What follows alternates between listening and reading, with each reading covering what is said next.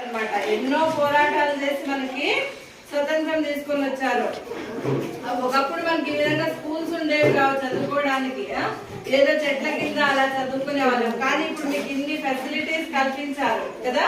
ఇవన్నీ కూడా మన స్వతంత్ర ఫలితమే అన్నమాట. స్వతంత్రం వచ్చిన తర్వాత మన దేశాన్ని బాగా మనము ఇంప్రూవ్ చేసుకోవాలి అనే ఉద్దేశంతో, మీరందరూ బాగా చదువుకోవాలి అనే ఉద్దేశంతో ఈ విధంగా స్కూల్స్ ని ఏర్పాటు చేసి, టీచర్స్ అపాయింట్ చేసి, వాళ్ళకి శాలరీస్ ఇచ్చి, మళ్ళీ మీకు కావాల్సినవన్నీ కూడా గవర్నమెంటే ప్రొవైడ్ చేస్తాను. అందరికి బ్యాగ్స్ ఇచ్చినారు కదా, బుక్స్ ఇచ్చినారు కదా, ఇవన్నీ కూడా మనకి గవర్నమెంట్ కల్పిస్తాను అనమాట. ఎందుకు?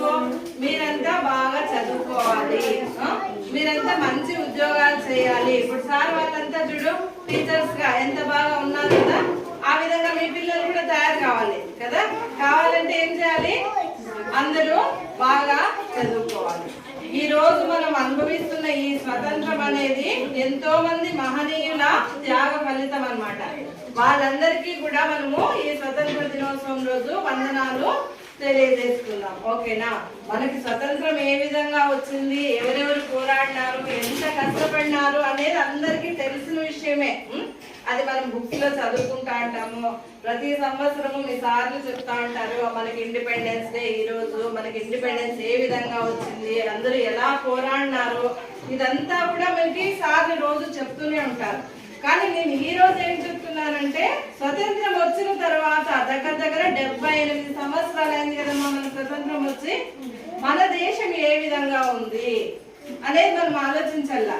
మన దేశం అంటే ఏది చెప్పండి? భారతదేశము, ఇండియా కదా, మన దేశం కదా. మన దేశం ఈ 78 సంవత్సరాల తర్వాత కూడా స్వతంత్రం వచ్చి ఏ విధంగా ఉంది. ఇంకా మన దేశం ఇంకా డెవలపింగ్ కంట్రీగానే ఉంది. డెవలప్డ్ కంట్రీ అని మనం చెప్పుకోవడం లేదు. ఎందుకు అనేది మనము చిన్నపిల్లలైనా కూడా మనం ఆలోచించాలా.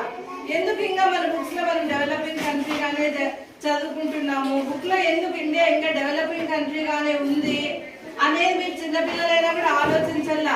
మీ అమ్మ నాన్నల్ని అడగాలి ఎందుకు ఇలా ఉంది అంటే, దానికి ముఖ్య కారణము కరప్షన్, ఇల్లిటరసీ, పావర్టీ. ఈ మూడు కూడా మన దేశం ఇంకా డెవలపింగ్ కంట్రీగానే ఉండడానికి కారణాలన్నమాట. కరప్షన్ పోవాలంటే ఏం చేయాల? మన చంద్రబాబు నాయుడు గారు ఎంతో కృషి చేస్తున్నారు. అవినీతి రహిత రాష్ట్రంగా మన రాష్ట్రాన్ని తీర్చిదిద్దాలా అని. మీరందరూ కూడా ఐఏఎస్ ఐపీఎస్ ఆఫీసర్లు అయ్యి ఈ లంచగొండితనం లేకుండా చేయాలా. చేస్తారా? Okay madam.